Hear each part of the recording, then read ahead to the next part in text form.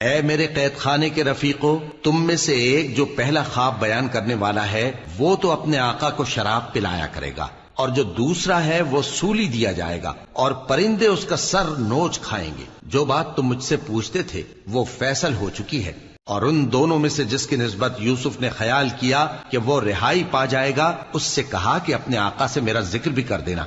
پھر شیطان نے اسے ان کا اپنے آقا سے ذکر کرنا بھلا دیا، اور یوسف کئی برس قید خانے ہی میں رہے۔ اور بادشاہ نے کہا کہ میں نے خواب دیکھا ہے، دیکھتا کیا ہوں کہ 7 موٹی گائیں ہیں جن کو 7 دبلی گائیں کھا رہی ہیں، اور 7 خوشے سبز ہیں اور 7 خشک۔ اے درباریو، اگر تم خوابوں کی تعبیر دے سکتے ہو تو مجھے میرے خواب کی تعبیر بتاؤ۔